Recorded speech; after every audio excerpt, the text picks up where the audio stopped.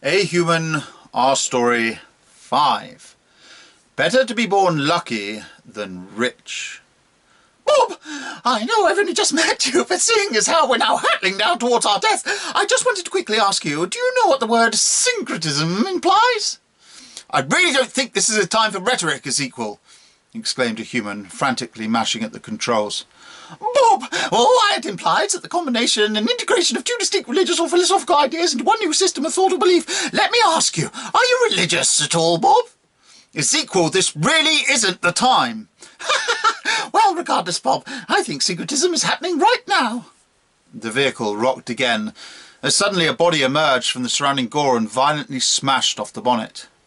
What are you talking about, Ezekiel? We are going to die here. Well, that's exactly my point, Bob. Whatever our different beliefs were, they have just conflated into one new system of belief. Human wrenched hard on the controls. Still nothing was responding. The thought of all that dynamite in the back didn't help matters much either. Bob, are you listening to me, Bob? What, Ezekiel? What? Our new belief system, Bob. Our new belief system we have together now is, well, it's, please don't let us die. And with that he flung his seatbelt off and scrambled into the rear of the vehicle above. His long insect-like limb caught Bob on the cheek in the process of doing so.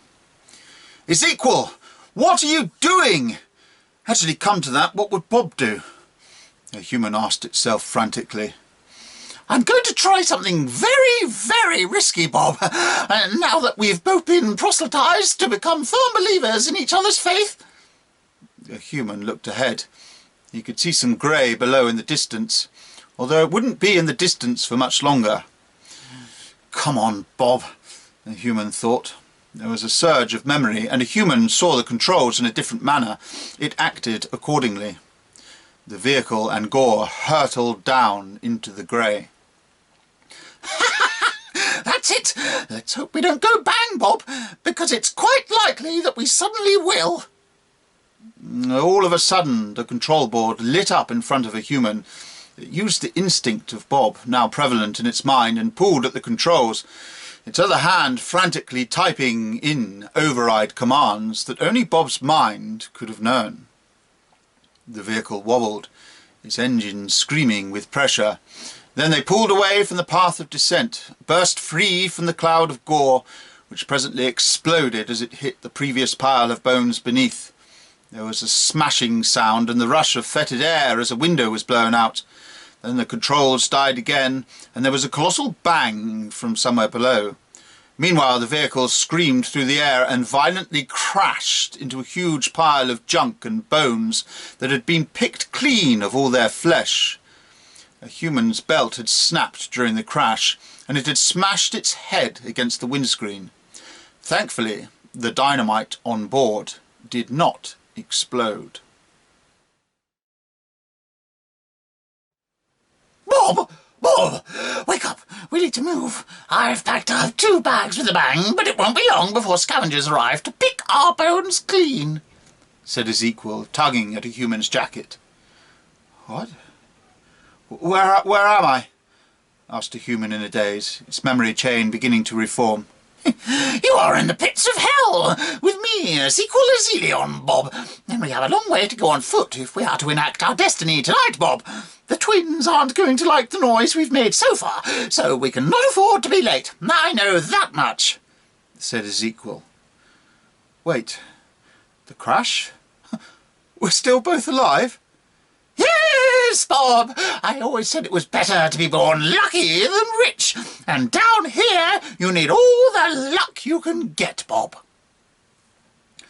OK, I need to get up, said a human, not sure if it was Bob or itself that said that. Yes, Bob. Here, have a swig of this. Sorry about your ride. Still, not that it will matter much after this evening, eh?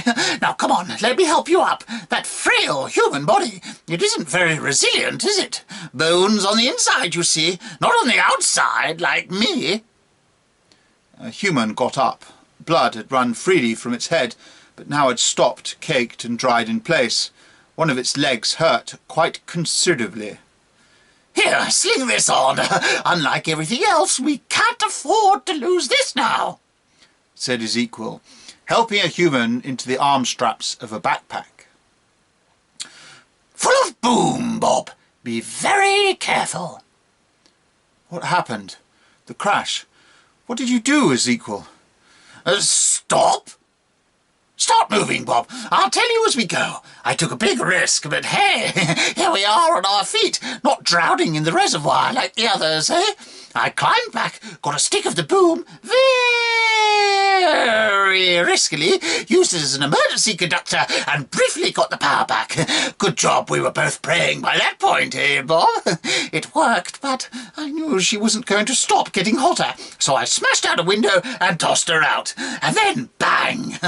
Problem is, Bob, as I knew it would be, we now have their attention, said his equal, pointing up to the top of a nearby giant scrap heap.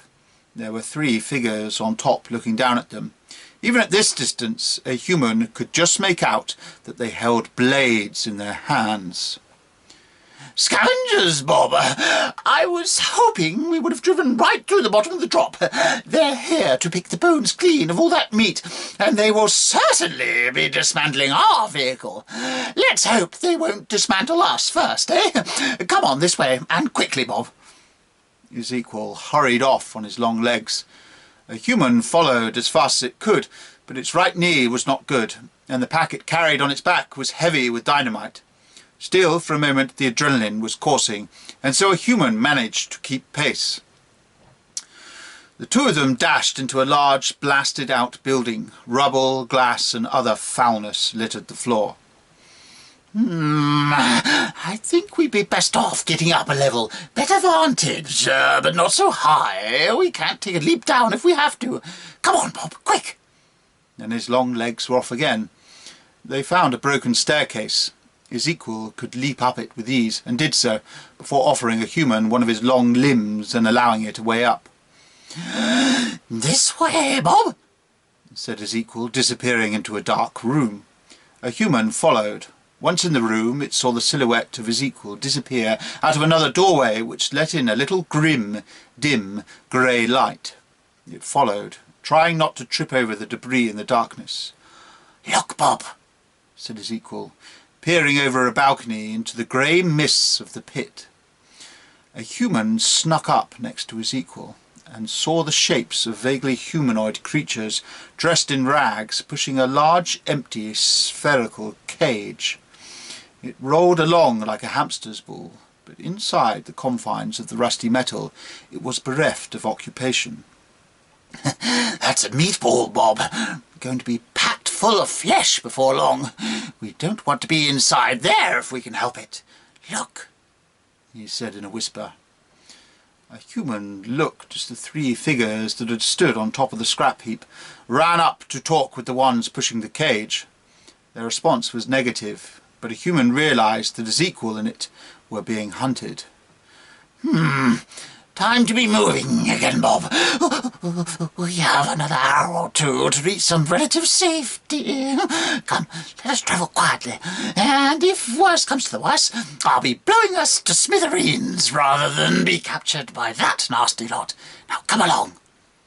His equal glided off in his long strides, and a human followed as silently and as quickly as it could. The buildings of the pit were much the same, as in they were closer to ruins than actual buildings, but nevertheless the 2 persevered throughout them.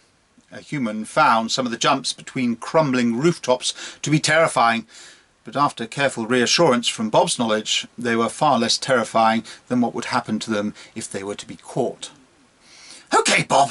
I feel we may be safe to drop back down to a ground level now, as we are running out of rooftops, said his equal as he hurried down some stairs. A human was now really suffering from the pain in its right knee, but still it pushed on, for it did not want to be lost in such a place. Back on the road there were many burnt-out vehicles and plenty of rubbish blowing about in the grey mist. A human and his equal clung to the liminal shadows of its extremities as they progressed steadily along it. The air was foul-smelling and damp, There was the sound of something being endlessly ground out in a far distance beneath, but upon the road ahead it was almost eerily quiet. They both hurried along until they reached a suspension bridge that spanned a seemingly bottomless chasm below. "OK, Bob, better start that praying again, because over the other end of that bridge we will be somewhat safer." The human nodded. The pain in its knee was increasing, and it knew it was starting to struggle. Still, it followed Ezekiel onto the road bridge. As they hurried across it, a cold wind blew up from somewhere beneath, and the cables of the bridge began to sway. There were more burnt-out vehicles, these ones entwined with barbed wire, and they led up to a large overturned tanker of some sort, with what looked to be a ramp built against the side of it.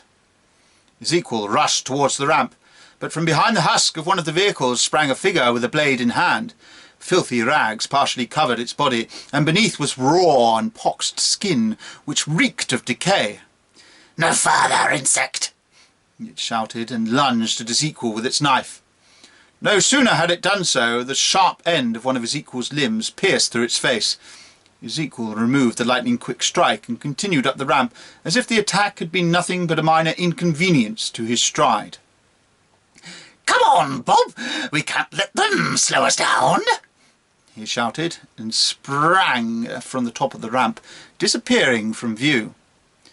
But a human's knee was becoming worse and worse. It ran past the corpse of the ambusher and began to ascend the ramp, but its knee buckled beneath it and it slid back down, becoming entangled in wire. Terrified, it rose again, just in time to notice 3 more figures running and bounding up through the rubbish of the swaying bridge towards it. Frantically, it freed itself from the barbed wire and ascended the ramp, forgetting all the pain pulsing from its knee. It made to jump and faltered, its knee almost buckling again, for the gap was way too far for it, and below a large wound in the bridge offered nothing but chasm. "Over there, Bob! The cables! The undercarriage!" shouted Ezekiel from the other side of the gap. A human rushed along the top of the upturned tanker. He could hear the 3 hunters scrambling up the ramp behind it. It jumped and caught a support. The bag on its back swung hard around and also smashed into the pole. Luckily, it did not explode. "Stop! We are hungry!" came a voice from behind. A human slid down the pole onto the decaying metal structure hanging beneath. One of its pursuers decided to risk the jump and also made it. Clinging on to the pole above it was a wretched, emaciated thing, and its eyes shone with the desperation of starvation. A human scrambled along the swaying structure. The wind was growing stronger by the moment. It heard the figure drop from the pole, and taken by the mounting wind, it nearly missed the walkway, hitting its ribs on the railings. Still, it had made it down, and it was now on its feet with unnatural speed and rushing towards a human. A human froze in fear. For what did a human have? No weapon? A bag full of dynamite? The creature leapt upon a human, spittle flying from beneath the rag covering its face. A human realised that the hunter's blade was gone. It must have dropped it on its landing, but its rotten fingers wanted a human's throat and pushed for it with all its might. The rag blew away from the face, and there wasn't much of a face left behind it. Some sinewy jaws and those terrifying eyes. A human held the assailant's arms at bay, but it pushed forward with unnatural force, and as it did so, the skin of its forearms, upon which a human had its grip, began to rip and slide as the rotten fingers yearned to close around a human's throat. A human stared in horror at the terrifying face as the grip closed in around a human's neck and tightened like a vice. A human's vision began to blur, but it did notice somewhere in the background there was fire, and as the grip tightened further, it heard a voice. "Not yet. Bob still has a lesson to teach you," came the voice of the tremulous husk. There was a violent yanking motion, and the creature was hurled screeching down into the chasm below, its arms severed away at the elbows, the hands still squeezed around a human's neck. For a moment, then they tumbled away as the grip diminished. "Come on, Bob! They're trying to fire fire at us now!" said Ezekiel, as he grabbed a human and helped it up from the gantry and back onto the main road above. He ducked as a flaming missile sailed past them. What fun, eh, Bob? Never a dull moment in hell, eh, mate? Well, unless you're in the mine, it's endlessly slaving away. That can be pretty dull and spirit-crushing. Not for us, though. Now, come on, before we get shot. After all, I've done enough praying for both of our lives today. The two companions scrambled across the bridge and further into the grey mists of the pits of hell.